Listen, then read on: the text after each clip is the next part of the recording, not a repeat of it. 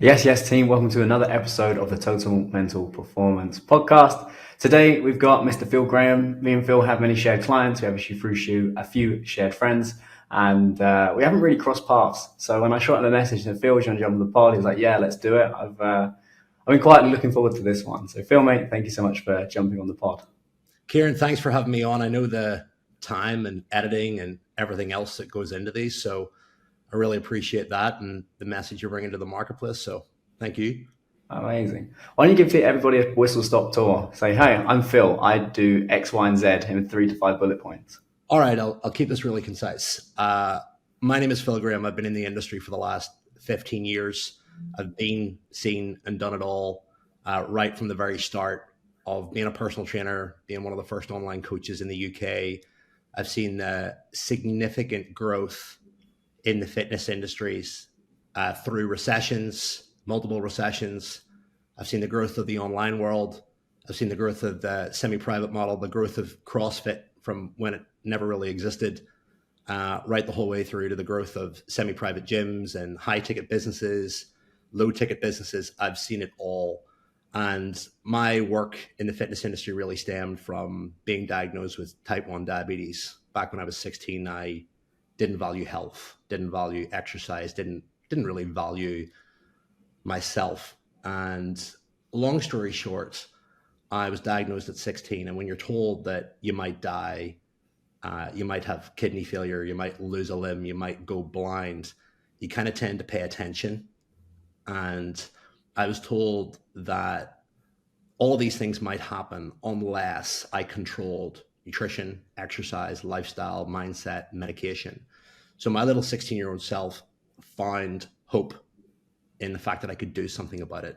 And I decided to do something about it. And that led me to study nutrition and human physiology for 7 years. My dream was to be a dietitian. And naturally with that, fell in love with exercise, had a very prolific junior bodybuilding career. And then that morphed into, well, if he can do that with himself and transform, also have the education, people naturally asking me, hey, can you help me with this and that? And I spotted a huge gap in the market back whenever I was in my early 20s in the diabetic world, where there was just a massive lack of information around how to build muscle and get in shape with type 1 diabetes. So I wrote the world's first encyclopedia on diabetes and muscle building, which still sells to this day, and built a very large information community online with, if you type in how to build muscle with diabetes or can diabetics take protein, creatine online, I'm the #1 search in Google for that. And that was really writing it for myself, but I knew there were so many people out there that struggled with that.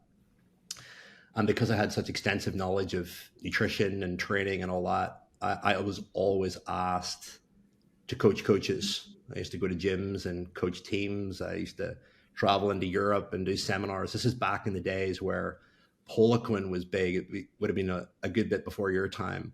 Poliquin, Paul Chek, and Ultimate Performance in London were kind of like the forerunners of bringing a lot of that insight to the world. So this is back in the early 2000s when personal training was all about like status.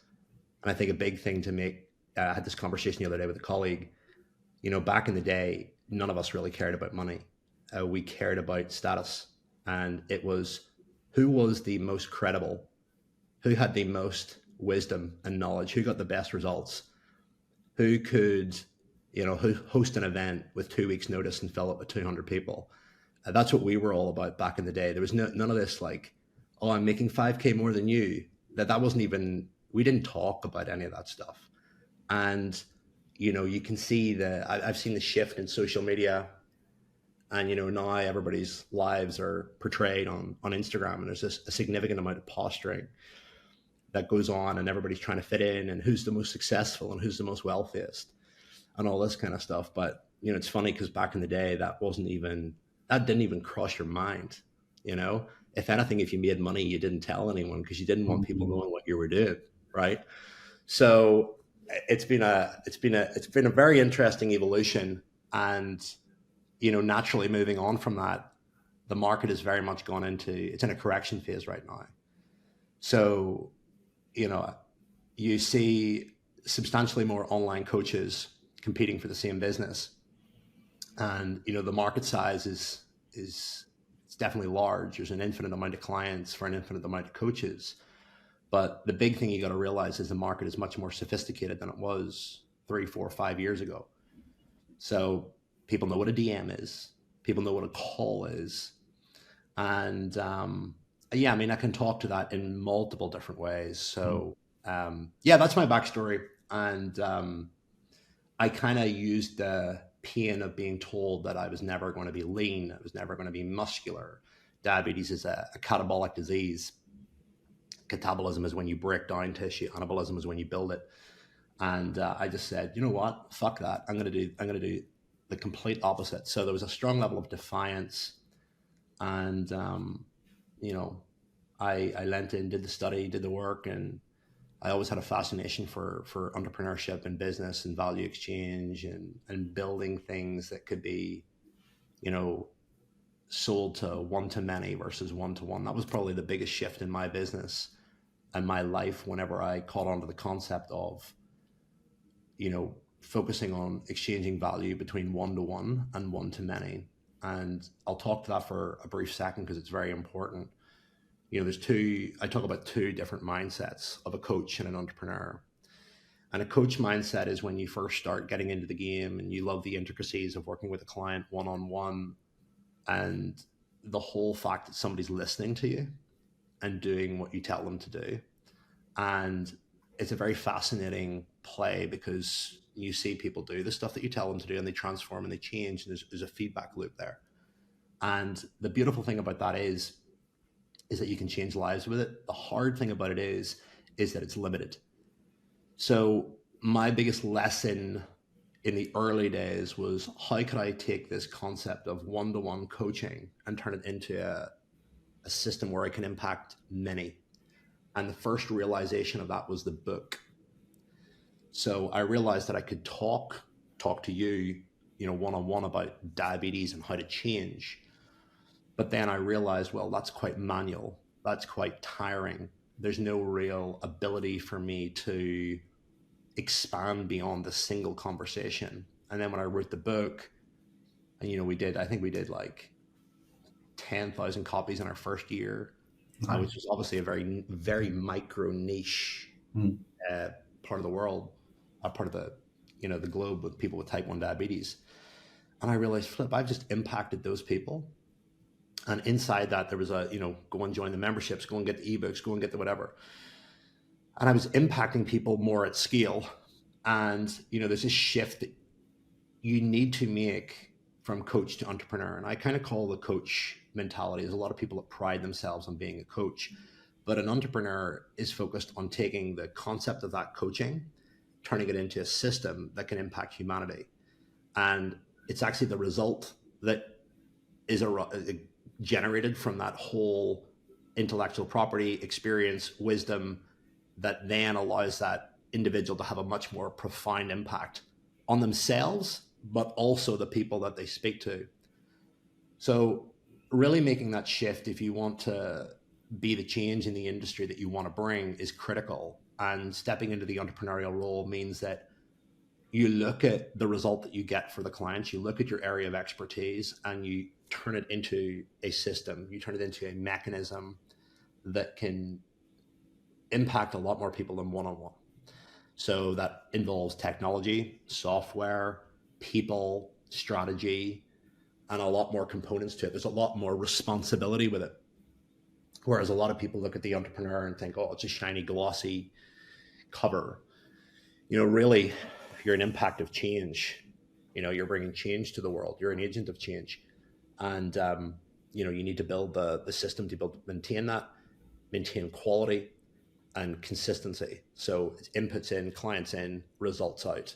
And you need to try to build that and program that at scale. So that was a very interesting change for me, because I always pride them. I see this a lot in the fitness industry. Everybody prides themselves on being a coach. Well, you can coach 100 people, but what about 1,000? What about 10,000? What about, a country? What about the world? So it's just a little mental framework to think about. So yeah. Awesome. I'm fascinated by the entrepreneurial mind. We were catching up before this podcast. Something I didn't mention is, do you know a guy called Peter Jones? He sits on Dragon's Den. Yeah, yeah, yeah, yeah. Dragon's Den, BBC, yeah. So he ran a school. It's called the Peter Jones Enterprise Academy. And for me, I wasn't an academic. So I left school when I was 16. I struggled with ADHD. I was really struggling to process my environment. And I wasn't interested in many topics. I was only interested in the ones I wanted to work on. But he had a school where instead of doing exams, you run a micro business, you pitch for investment, you launch the company, and they assess you throughout that process. And he was educating us on the entrepreneurial mind and what it takes in order to be creative, in order to spot opportunities, in order to present yourself and do those various different things. I've always been fascinated by it, and I think that's why I attract a lot of entrepreneurs into my world, because there's one thing thinking you're an entrepreneur, and I actually think the majority of people that call themselves are entrepreneurs, in myself included, are actually just small business owners. And then there's being a real, I'm actually building a system and a framework that operates without me in order to create change and value in the marketplace in exchange for sales. But as I've studied this area, and as I've started working with coaches and coaches and entrepreneurs at really high levels, something I've spotted a lot is neurodiversity. And the more I've read up on ADHD, on autism, and the link between entrepreneurship and neurodiversity, is there was one study that this lady who is an ADHD coach, she did this on entrepreneurs, self-made entrepreneurs between 5 million and 15 million in revenue, like self-founded. And they found that 42% of those individuals were on the ADHD spectrum, so they've been diagnosed, or they had actually showed the traits and they just hadn't gone and got the diagnosis. And when you think about the traits of neurodiversity, when you look at autism and you look at ADHD, that ability to have singular focus on the things that interest you, that you really want to dive into, is one thing. The ability to spot opportunities and be impulsive and actually go and do something about it. And that need for meaning and purpose. And I've seen this time and time again with our clientele. So I've always wanted to ask you, have you ever been flagged for ADHD or autism, or have you ever explored that part of your mind? Yeah, very interesting conversation. I'm not really big on labels. I'm not big into constructs, frameworks. There's a lot of context when you start talking about ADHD and how an entrepreneur creates the energy to be able to go and do something. Most entrepreneurs can't focus on one thing. First of all, they've got 101 things racing on in their mind. Two, everybody's got different backgrounds, traumatic experiences that they haven't labeled correctly in their central nervous system, and they're still operating from their inner child. I talk a lot, I've been talking about it for years. Never let your inner child run your business. So when you take into account those past experiences and whether or not they have been dealt with or processed properly, and you have that build up over 20, 30 years. I said this to somebody the other day. When you look at most fit pros that begin to start out and they go into their personal training business or their online coaching business with a real strong desire to make money, and that's the only thing that they focus on. All right. And this happens quite a lot in every industry, not just the fitness industry. This could apply to the digital marketing industry. It could apply to the car industry, right? It's not just the fitness bubble. But if you look at somebody that is approaching their business with the fear of, I'm always going to go broke, where is that coming from, right? That's going to be the operating software for every decision that they make. So I always say it's more important to deal with people's fear of going broke, or your fear of going broke, than actually making money. See, before you start worrying about lead gen, sales, systems, building a team, that's not hard. What's hard is looking into your modus operandi, i.e., why are you so intentional about making money? What is your belief system? Beliefs, actions, outcome, reality. So, what I have learned, I'm going to come back to the ADHD thing. What I have learned that from making a lot of money and helping a lot of coaches make a lot of money is this. If you start off insecure, if you start off weak, if you start off not happy in yourself, or you're always craving validation, and you add 100K to the mix. Heck, I had this conversation the other day with a client that did a mill. All you're doing is just simply intensifying that emotion. Because when you make a mill, you can afford to do more things. You hang around more people, but you've still got that insecurity underneath you. And the reality is you get a lot more to lose. And in order to sustain that mill or grow that million, you have to take bigger risks. So you have to put more money back into team, infrastructure, whatever. So the very million that you made that makes you feel so safe, that was a life goal, is now depleting. But you've got this little thing in your shoulder going, hey, you got to work harder. You got to keep going. You got to make more. You got to make 2 million now. 1 million's fucking not enough, because look at the guy over there with X, Y, and Z. So there's this massive unsettling, and it can be a great superpower. It's a great activation energy, but it's not sustainable. And, the big thing to realize there is that if you don't make peace with that, you will reset yourself to default at some point. So I always say it's important to make peace with that before you make money, or as you make money, to continually make peace with it. And, bringing in the fear and confusion that a lot of people have, it boils down to really not knowing what they want in life and really not sitting down. And I always say to people that you need to get that out of your system in order to realize that it's not the very thing that you were seeking. One of the deeper seeds to my work is I want my clients to make so much money that they realize when they get there, it's not the thing that we're seeking. And that's like a little undercode to my thing. And I kind of secretly laugh in my heart whenever I see them hit that, and they go, oh, you know what? I don't want to strive for more, whatever. Okay, now the real work begins, right? And the biggest challenge for entrepreneurs leading into your ADHD conversation is that the majority of people that you will speak to are creating out of fear, scarcity, survival mode, i.e. they just want to make money to survive, but it's over-exaggerated by 15, 20 years of being told that they're not good enough, being told that they're, potentially on the edge of going broke. And 15 years of repetitive cycle into your central nervous system is crazy. We used to talk about this back in the bodybuilding days. This is like conversations that were being had way back in the day. Here's what we used to talk about. When you were a bodybuilder and you used to go and train in the gym, and you used to listen to heavy metal or dark music, and you used to go in just violently aggressive, attacking the weights.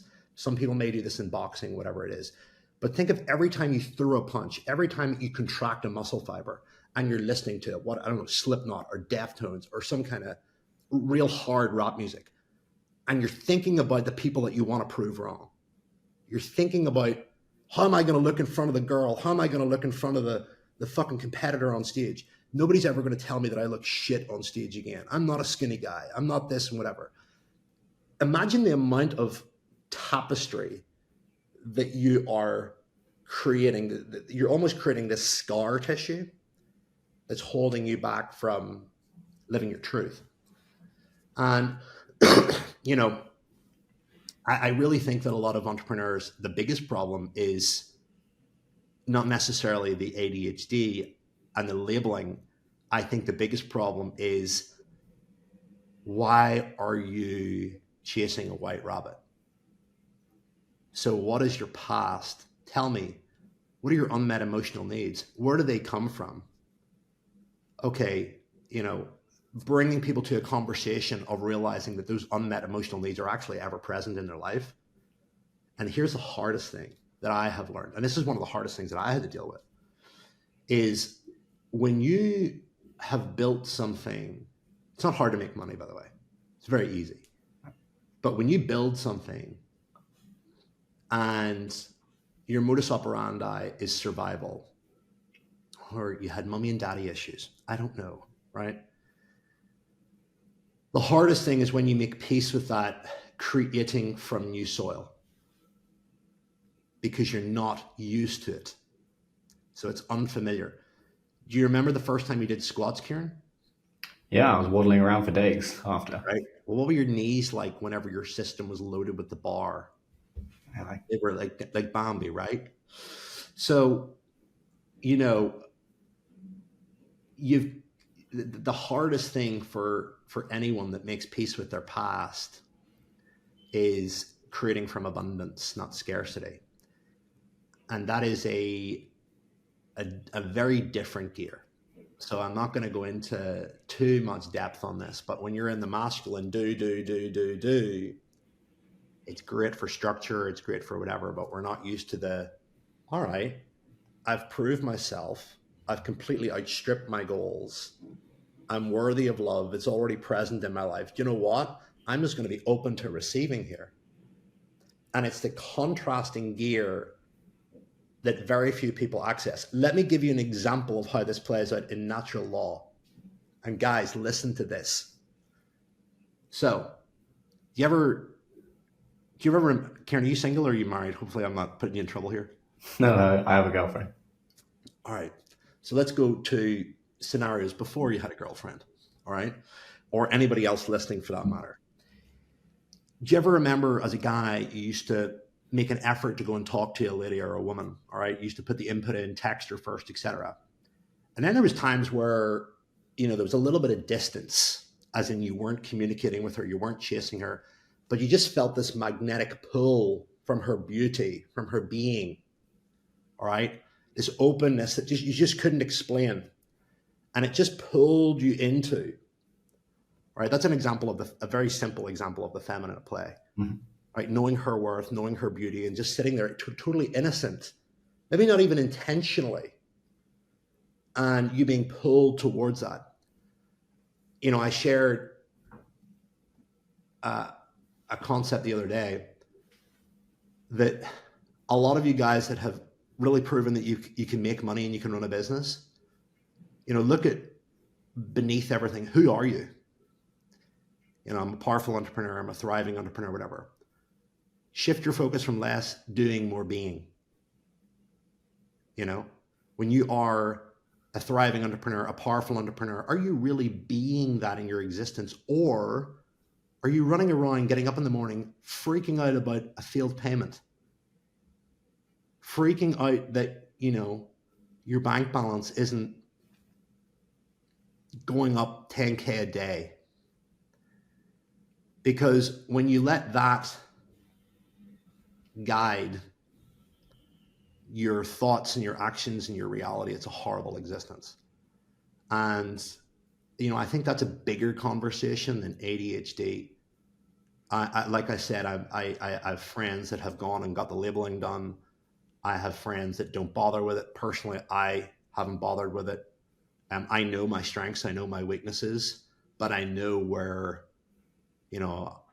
I've been doing personal growth and personal development every day for a long fucking time because I've been in a lot of pain and I've been trying to resolve, find meaning, find peace. And it is a fucking jigsaw. All right. Like I said, if, I just turned 36. I have 36 years of things that I have not labeled correctly that keep popping up.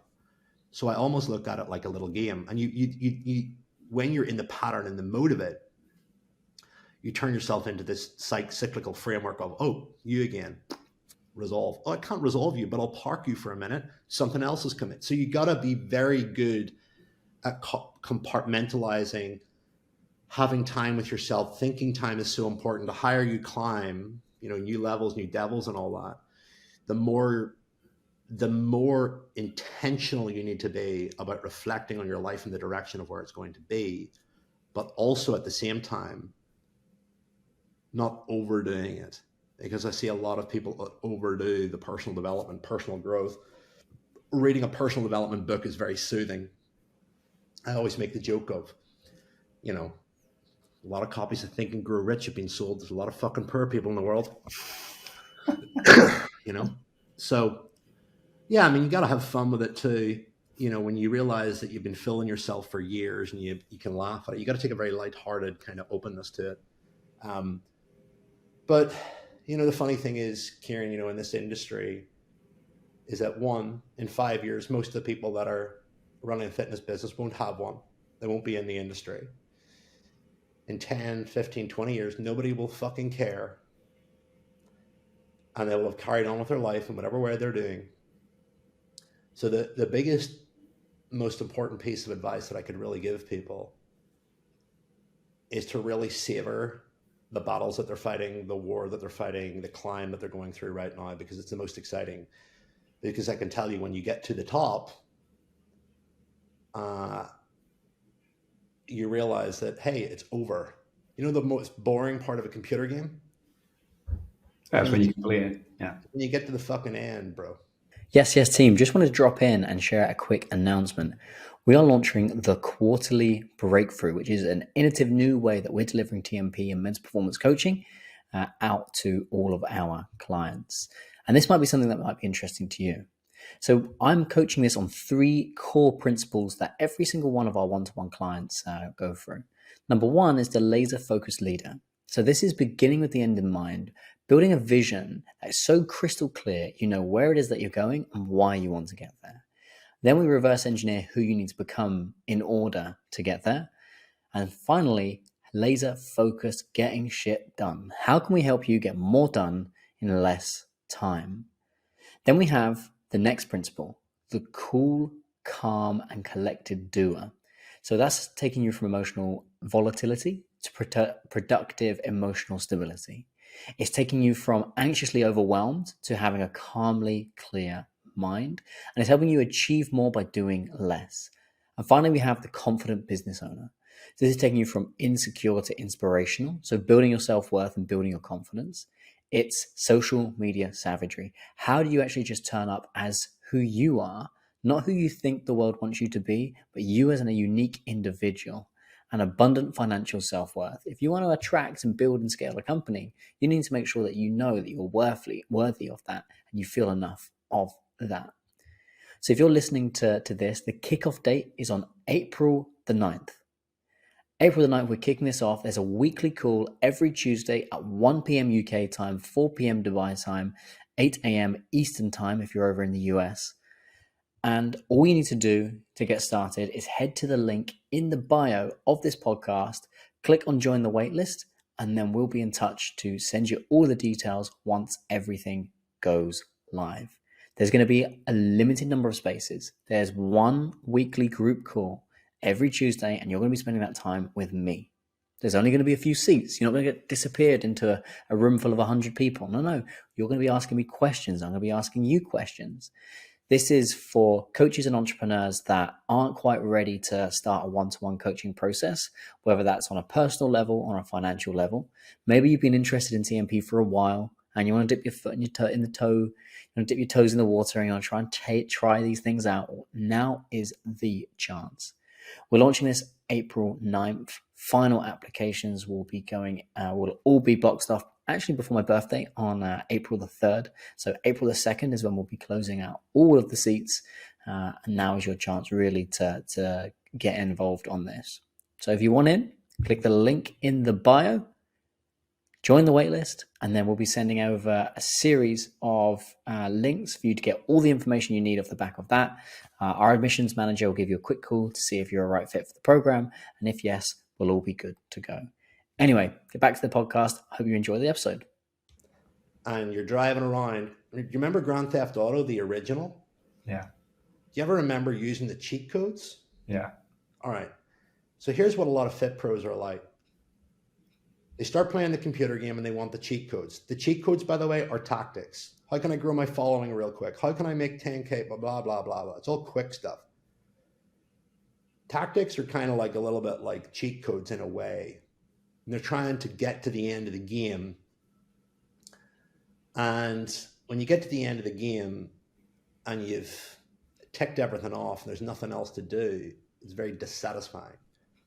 And if I look back at my life and the periods where I thought were horrible, hard, tough, miserable, erratic, they were actually the most exciting. They were the ones that grew me the most. So I always say to people that are going through the thick of challenge in business or life or whatever, like, what's on the other side of this? Stay locked to that. And you know, you'll find in life, you know, whether you believe in God or not or whatever, I'm not going to talk in religion here, but God is essentially, do you ever hear Christians say, or anybody say, God spoke to me and told me this? Well, think of that in your mind whenever you realize a truth about yourself, or when you realize that you're loved, or when you realize that you're not on the right path. That's the universe, God, giving you some form of feedback to do something with. And it's up to you to lean in and lift that weight, to go into that challenge, to use it to drive your life forward. And there's a punchline in life that I realized maybe like five years ago that was quite profound. That, and there's going to be a lot of fit pros listening to this, is that they worry about fucking everything.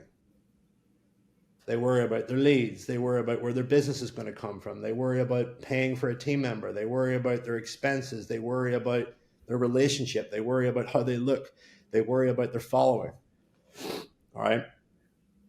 Here's what I've realized. If you look at any chaotic event in your life or any traumatic event in your life, really look at it properly in detail and where it served you, it has always served you. You know the saying, there's always a silver lining? That's very consistent through life. So what I realized from that is that there is a predetermined theme to life. And that is that everything is for the growth of your soul. So if you know that and trust that in your heart, even though you're going through challenges, and on the other end of it, there's going to be a beautiful little gift and a surprise and a light at the end of it, provided you do the work and you lean in and you focus on the stuff that you need to focus on and do the work on it. Why worry? And if you let go of that worry and you relinquish that, you just liberate your power. And the most important thing about really performing at a high level as an entrepreneur or even a human is to constantly have a crisp mind, a clear mind, a high level of detachment. You don't need anything. Right? If you don't need anything, you're free. So yeah, my mentor, I'm coached by a guy called Rich Litvin, one-to-one. He said to me to talk on the God point. He said, Kieran, you are God with a little g. Yeah. And he's right. We are the creator of our own experience. And everything you said there about the lines of code or the matrix underneath it, it does come from on a practical realm, childhood, how was I wired, who taught me to think and feel in a certain way, and the various experiences that took us there. And everything you spoke about there is exactly what we work on at TMP with my team of one-to-one coaches, unpacking those childhood experiences and listening. How is this stopping this person from performing, and helping them evolve and grow out of that? And then you talk on the soul level, and that's really where it's batting down a lot of the conditioning that you have that's taught you to think and feel in a certain way, and getting into that root energy that's innately within us, because we've been taught that it's somehow bad, certain desires, whether they're light desires or dark desires, and we often get caught in judgment and shame and fear and self-doubt and insecurities. And it's being able to unpack, okay, well, how did I lose my root back into that energy on the innate level? And it's never done. I think a lot of people, and this is why I do the podcast, is they look up to all these people in the industry and they think, well, they must have it sussed. They must have it nailed. Like, they must not struggle with anything. They must really have overcome that. So a couple of questions I've got is, for where you're at right now, Phil, what does Phil get insecure about? What is something in today's world, for the iteration of this identity that you've built, that triggers you and go, oh, you know what, that gets me sometimes on a personal level and a professional level? So we had me and my wife had a conversation. We recently went to Dubai, and me and my wife, I've been married for over 14 years. Whilst, doing all the business stuff, managing my diabetes, just had our first kid. So we've held a relationship together through multiple identities of Phil Graham and multiple identities of my wife. And we asked each other, one of the best exercises you can do with your partner, because you spend a lot of time with your partner, is to go, what are the underlying emotional needs that I need filled? And I suppose that fits beautifully into your question around what I'm insecure about. And I think insecure is probably the wrong word. I'd say, what are the things that I need in order to feel complete? And if I don't have them, that I get challenged, I get tense, I lose consciousness, I lose presence. So there's a range of things. And these aren't in any particular order. So one is a need for validation. Validation from certain people or certain things or people close to me. You've done a good job. Well done. We used to call that back in the day notoriety. All right. So notoriety for doing great work. Notoriety for how you look. You look great tonight. You look fantastic. Hey, I like the effort that you put into putting this party on.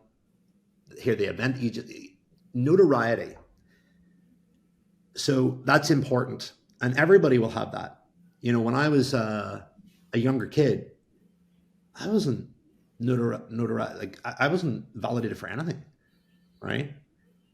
You know, my mom and dad used to tell me they loved me, but beyond that, I didn't have any achievements.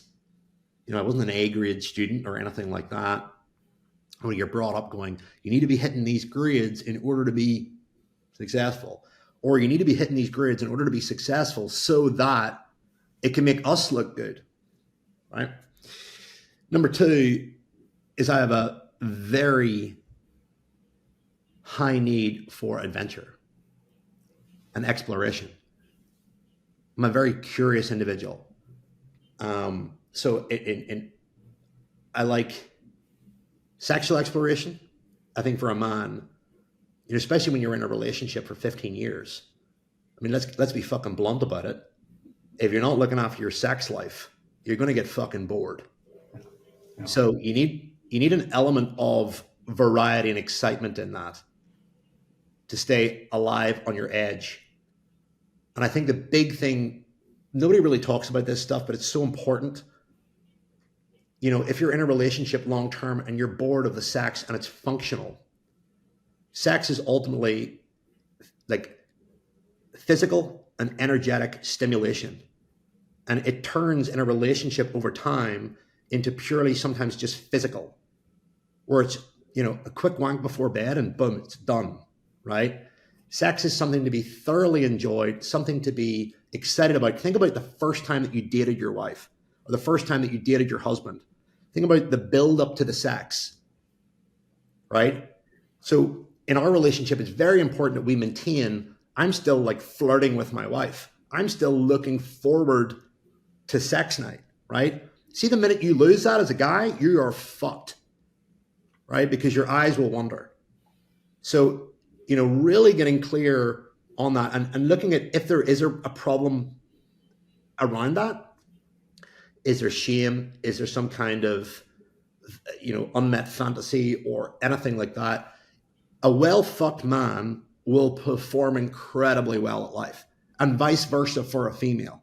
If you're not well fucked and well looked after in the bedroom, you're going to get bored, right? And so many things stem back to sex. And, you know, sex is your life force. If you're working all these hours and doing all this stuff and making all this money and you're with somebody that bores the shit out of you, or there's no sexual connection, you're on your way out. It's going to cost you a lot. We can talk to that if you want. Another thing is progress. If I don't see progress with things, that's not in the business sense, by the way. Progress is seeing an individual evolve, grow, become wiser, become more in tune with their emotions, develop their health, develop their business, develop their skills, you know, develop our child intellectually and, you know, socially, develop themselves socially. You know, I need to be seeing progress because that creates, you know, I know with progress that there's growth, protection, opportunity, evolution, all of those kinds of things. So lack of progress, lack of adventure, lack of sexual stimulus, and lack of validation are things that I would get sensitive about. Yeah, that really resonates. All of those, and I've done extensive work in in all those areas to understand, okay, well, why do I think or feel like that? Or where am I holding doubt or shame or whatever? And a lot of the people listening back to this podcast is also going to be feeling very similar. So thank you for sharing that. What's something that you're working on right now? What's something where, you know what, this is a little bit, and if you're not ready to go there yet, because we're really working on something, or you're not quite ready to share, but maybe something just slightly less fresh. If there was something that's right on the edge for you, life-wise or business-wise or on an emotional, mental, psychological level, what's something that you're puzzling and working with at the moment? So I'm in the process of negotiations around a new business, which requires a new set of skills in respect to particular subjects of finance, interest rates, and math.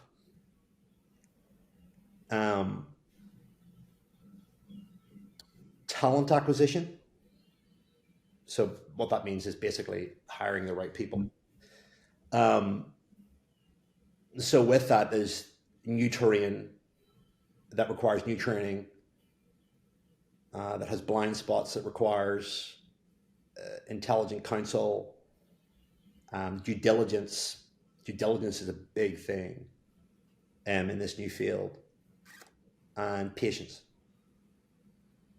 So that's quite boring, but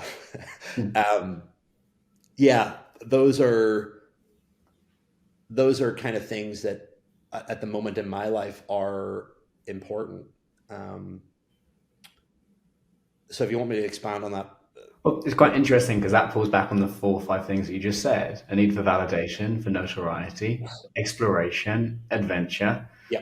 Perhaps not on the sexual level, but that's still, if business makes you hard, then actually it kind of does play into that piece. Yeah.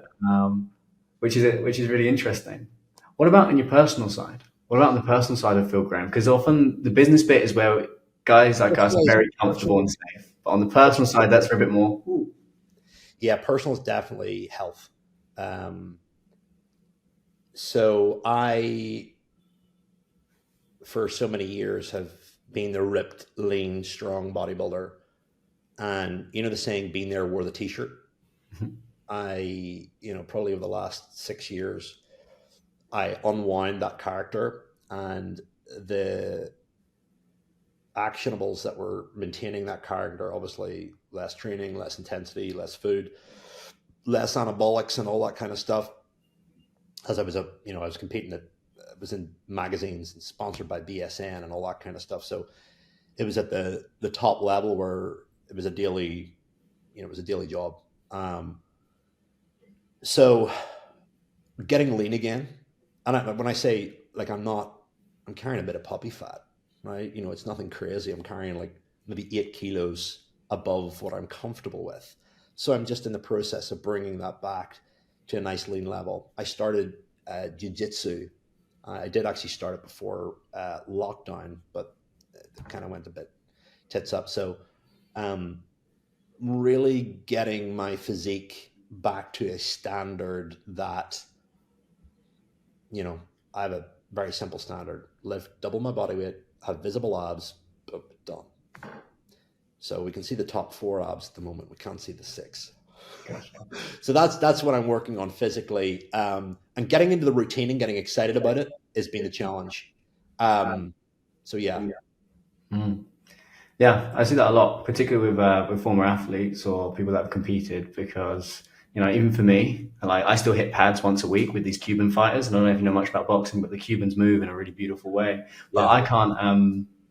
I just can't do it how I used to. Like, I tried to do a lot of sparring last year, and I cracked my ribs twice. And it's obviously it's age. It's also I'm carrying a business, which then has a lot more stress on the central nervous system than when I was just a full-time fighter. And fighting is for me, fighting is business, because it's the ability to adapt. It's the ability to deal with adversity. It's the ability to spot opportunities. It's the ability to know when to go on the attack, when to pull back. Sometimes you're going to have your hand raised. Sometimes injustice is going to happen. You're going to win, and it doesn't pan out that way. And you've got to really suck that up, So on the BJJ side, I see this a lot with former fighters and athletes is, when you've done about 10, maybe 100,000 bicep curls, it just doesn't get you going. So it's Yeah, I finding mean, that variety that has the fun to it's an get you all in moving. or nothing attitude. And when you know you're not doing it to compete, but you've been competing for so many years, I kind of look at it, I'm doing sprinting now, which is amazing. I only started doing that like 6 months ago, but it's so like freeing and just it's cool. Um, so yeah, I mean that's my focus. And I can talk to a lot of people on the internet talk about energy and morning routines and all that and other stuff. Ultimately, the main thing that's going to give you energy is the vision that you have for your life. People talk about I've been around doing this for a long time. And a morning routine with an ice bath and a whip band and a modafinil is not. Let me tell you this. I built an 8-figure business on an IKEA desk.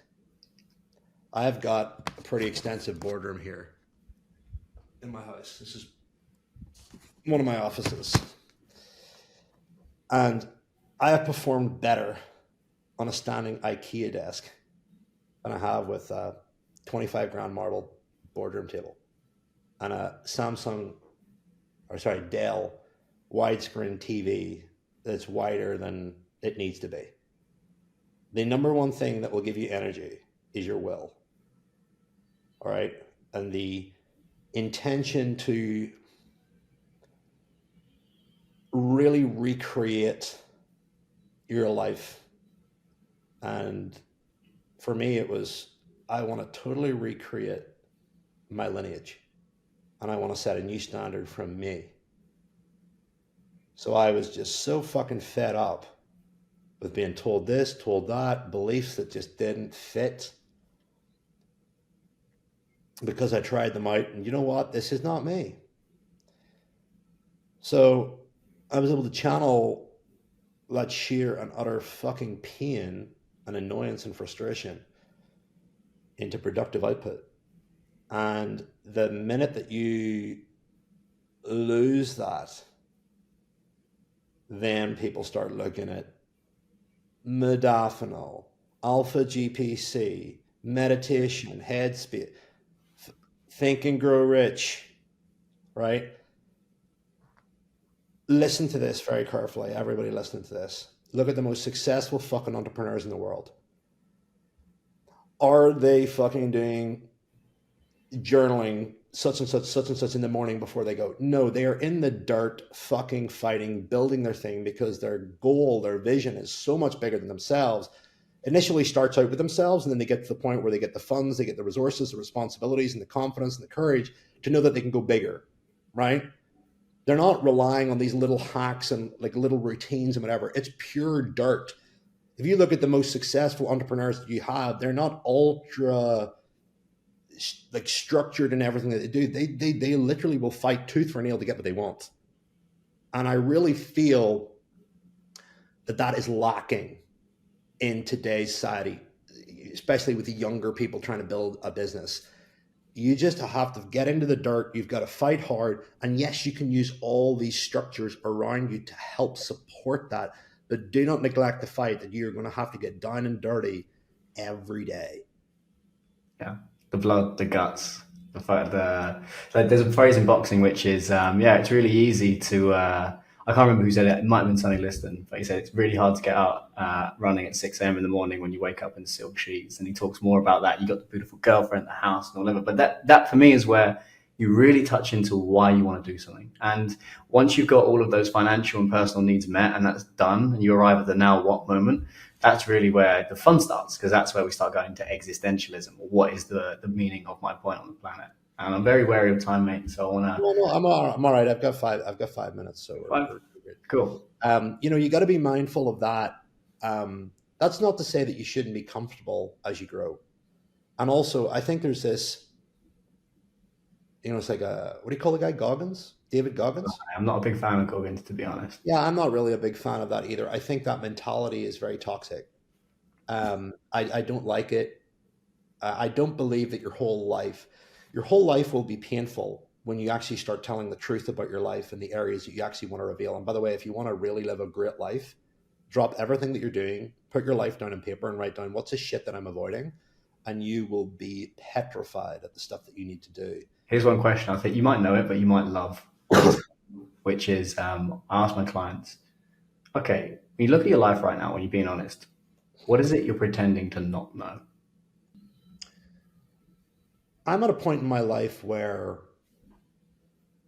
I'm confident enough to burn it all down again and start again because I trust in my skills. I trust in my connections, my network. I'm not attached to,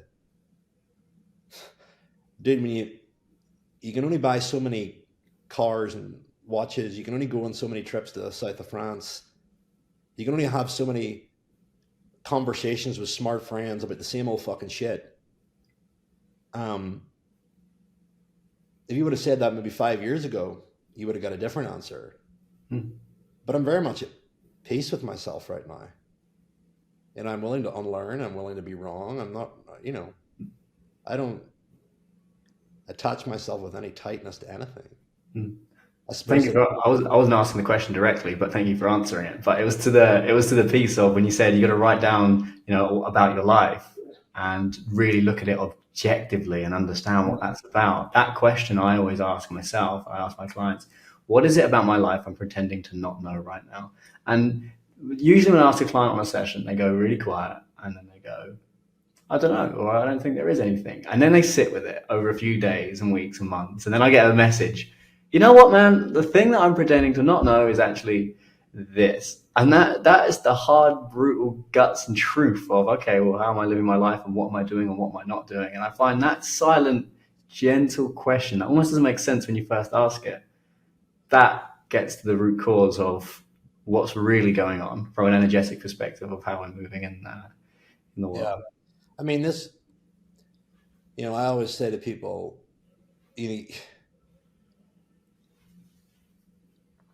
when you ask a question like that, or, I like the question, what are you avoiding? Write that down in your own private world.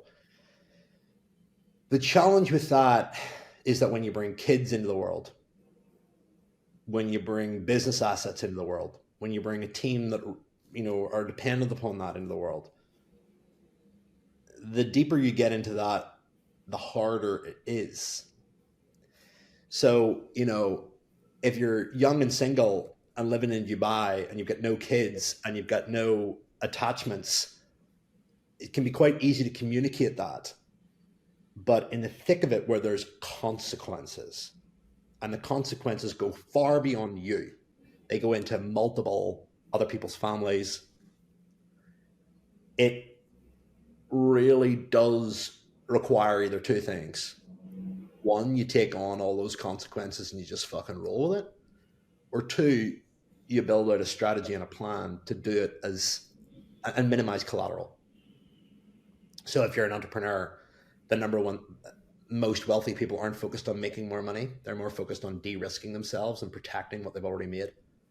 And it's all about risk management and de-risking. And, as you grow, you should be thinking about how can I de-risk, how can I de-risk, how can I de-risk, how can I protect, how can I offset? And this is all around things like, tax, relationships, wealth, multiplication.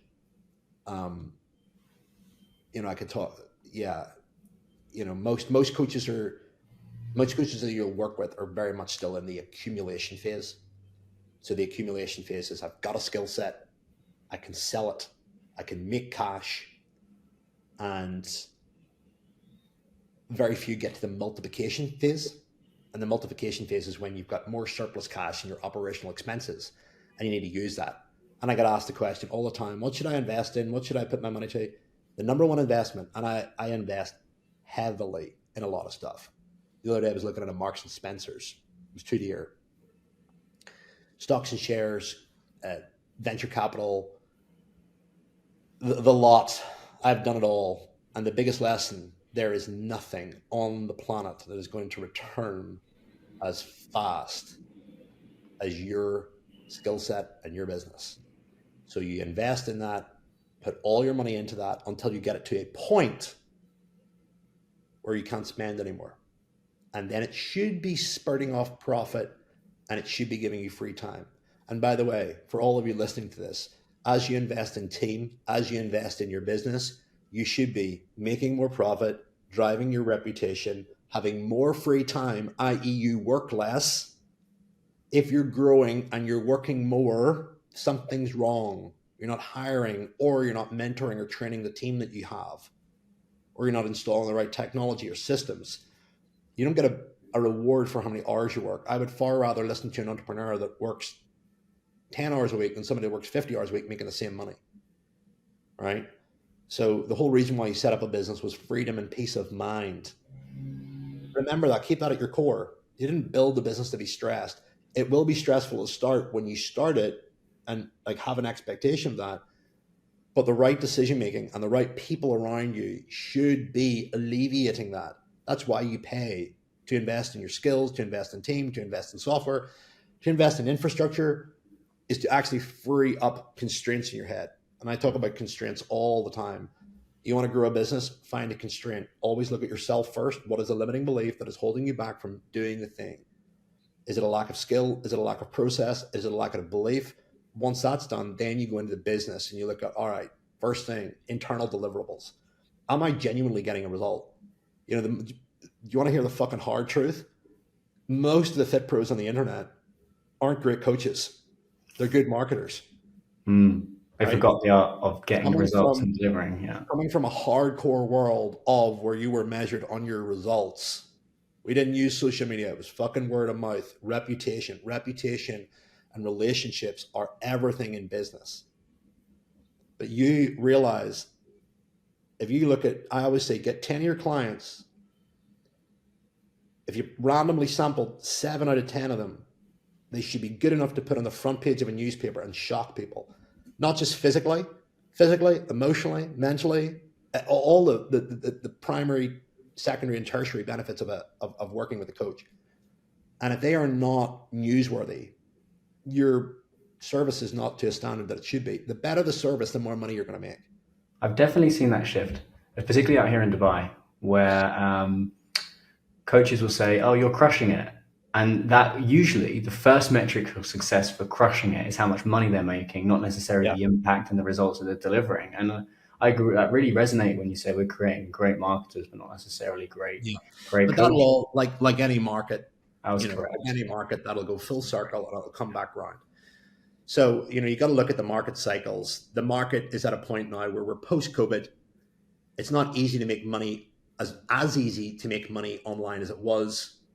The marketplace is technically shrinking, which means that coaches have to compete and steal clients from other people to make bank. And that's not a great marketplace unless you're expanding markets in new areas with new niches and new deliverables that are very uniquely positioned and different, or you're solving the biggest constraint in the marketplace. You want to make a lot of money? What's the biggest constraint or problem or failure in the marketplace, and do something about it?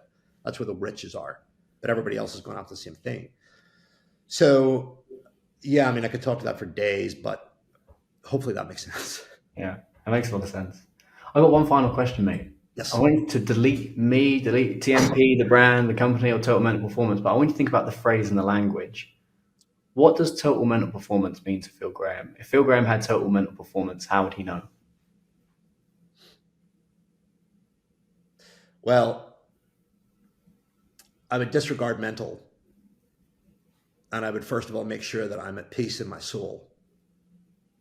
Because when the mind and the soul are working together,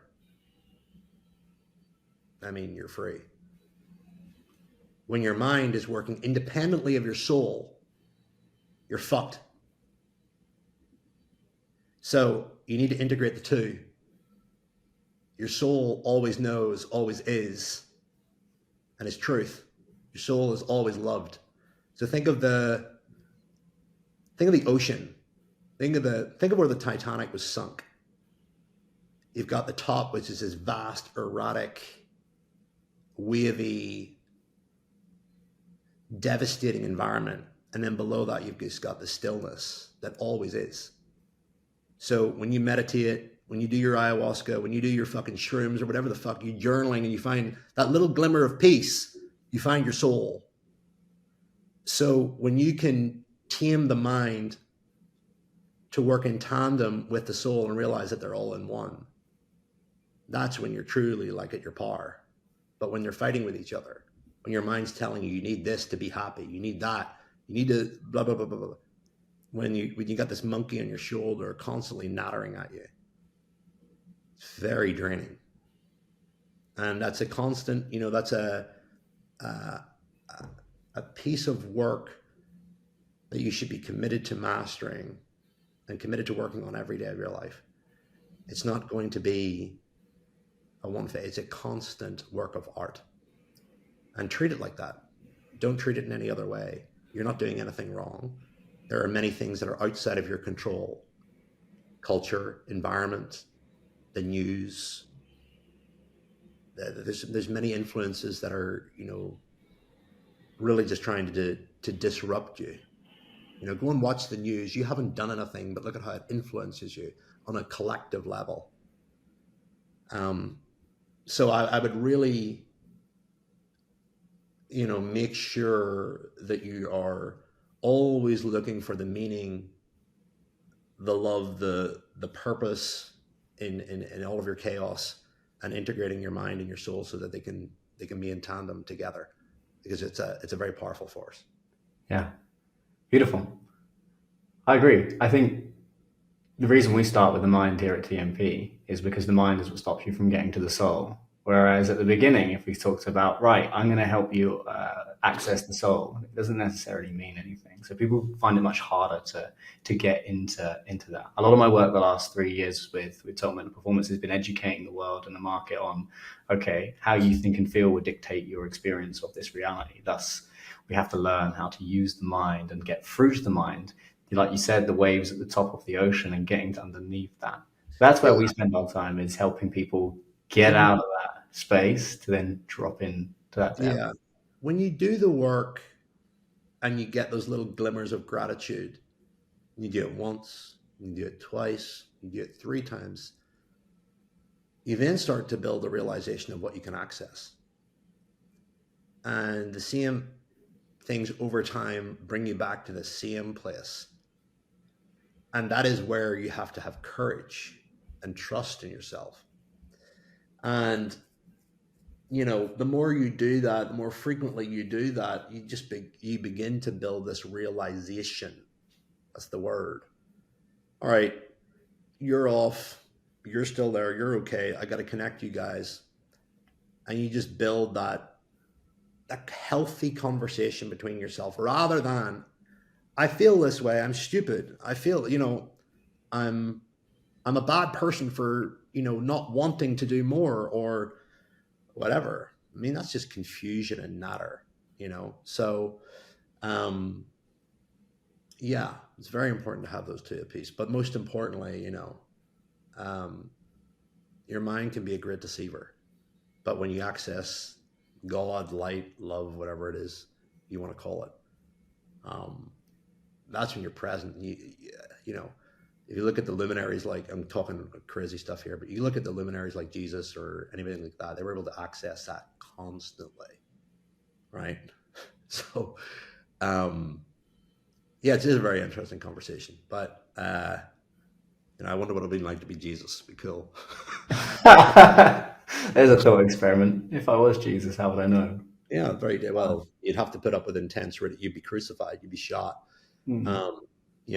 And back then, especially when people were not as open to that, and you talked about this stuff, it would have been considered witchcraft. Yeah, you're in big trouble.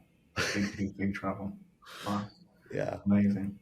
So, where can everyone find you? What's the best channels if anybody wants to get in touch? Go and search my podcast, Phil Graham. I'm not hard to find. Just Instagram, usual stuff. I do a lot of podcasts. So I've just started a new one called Life in Your Terms. And that's my personal brand. So it's very much into talking about really multidimensional success rather than just financial. You want to have the relationship, you want to have the money, the business, the wealth, the social circle, the mental firepower, the spiritual mission and self-love, appreciation, parenting, family, all of those components.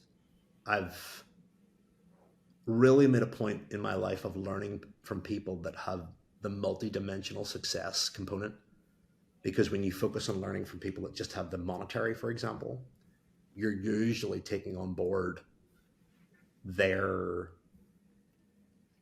distortions of the world. There's definitely components there that are useful, but when you look at somebody that's made a lot of money, that has a great family, that's looking after their health, that's got a great social circle, and is a great human, you're getting an over exaggerated look at somebody that's navigated all the challenge and done it all, which is extremely more valuable than just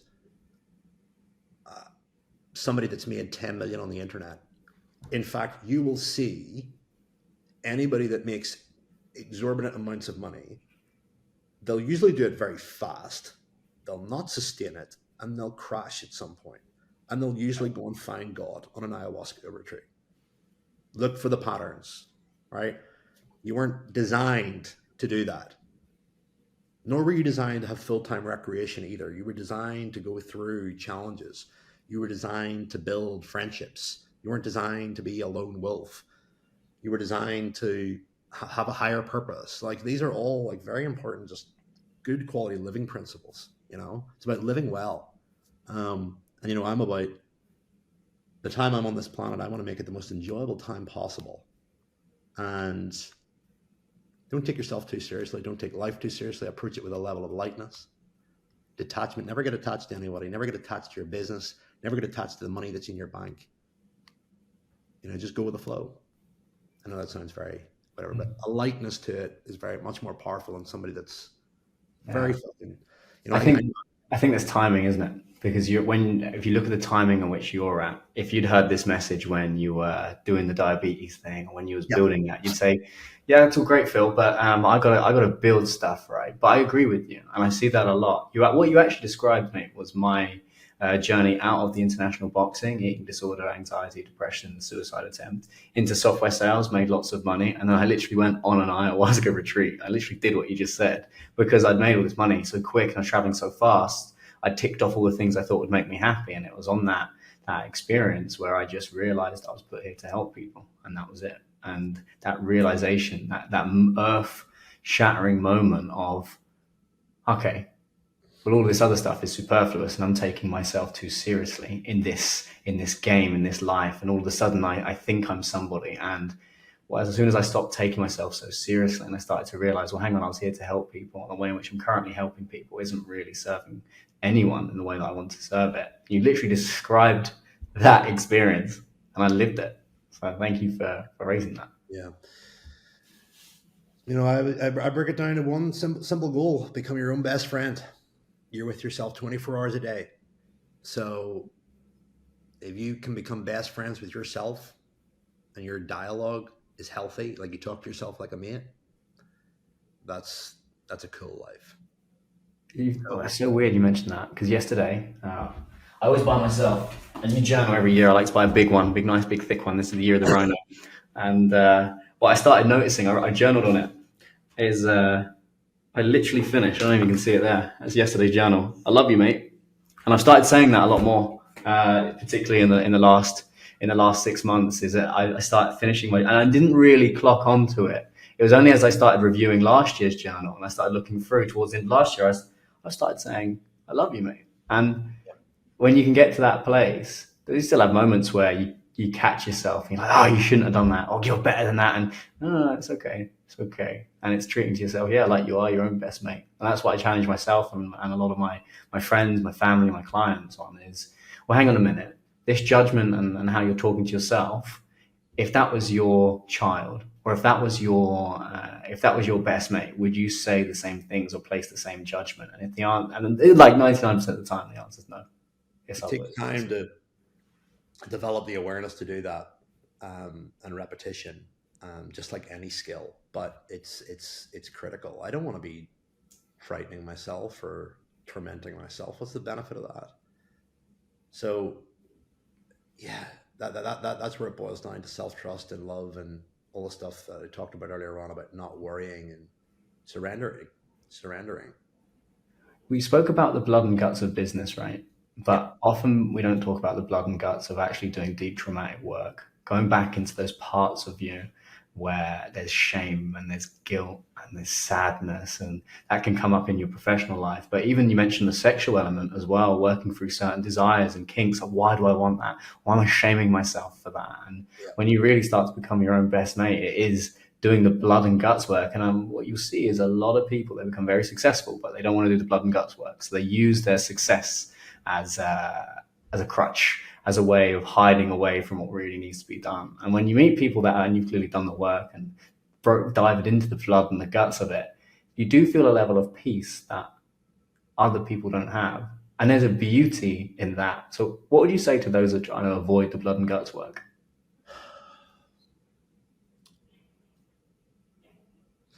One thing that I really focus on is teaching entrepreneurs how to think, not just in terms of business mechanics, marketplace positioning, value, team systems, where to find constraints. It all starts with the founder. And if you're not thinking correctly, i.e., you wake up every day and you hate yourself, you're constantly anxious, you're chasing after somebody to think that, in order to be happy, I need to be with X, the leakage of energy that could be put to better use is high. So it's all about really just preserving energy and making sure that it goes to the right place. And if you don't know how to think correctly, i.e., you don't know what questions to ask, you don't know how to self-coach, you don't know how to stop and evaluate, you're not setting boundaries around yourself, and which all boils back to self-image and how you see yourself and how you feel the world sees you, and building that identity and that vision and that clarity, then you're going to be lost. And you're going to get bounced from Instagram post to Instagram post to bounce payment to bounce payment, and you're just going to feel awful. So, I mean, it really is important that you develop the thinking skills to be able to navigate the world and navigate your biggest challenge is yourself. It's not the marketplace. Marketplace is easy. I love that in boxing. Your biggest opponent isn't actually your opponent. It's you. Yeah. True. So, it's, you might find that your quest for your business isn't to build wealth. Yeah. I said to clients the other month, it's the business serves two purposes, and I'll close on this because I've another call here. Two purposes: commercial, to make money, and also a personal reason. The real purpose of your business is not in the products or the services that you sell. The real purpose of your business and all the challenges that comes with it is to transform the people that you work with, your clients, your team, and also you, into becoming the humans they were meant to be. So when you are in the thick of it, going, I don't want to run this business anymore, when you are sitting on the edge of your bed with your head in your hands, realize that business is the vehicle that's transforming you into the human that you're meant to be. When your team are under stress and under challenge, it's doing exactly the same. When your clients are experiencing challenge or service with implementation of what it is that you're teaching, it's designed to do exactly the same thing. So the real purpose of business is to transform people into the humans that are really meant to be, including you. So, yeah. Business as a spiritual pursuit. Beautiful, Phil. Thank you for closing on that, mate. I really appreciate you coming on the podcast, and I've deeply enjoyed this conversation. Thank you for having me. I know how much time's put into editing and clipping these up, so appreciate it. My pleasure. My pleasure. If you found this helpful, share this to your stories. Leave some comments. This is going to be on obviously it's on Spotify, Apple Podcasts, and YouTube. So tag us in anything that you find helpful, any quotes, any clips, and yeah, I'll see you all next week.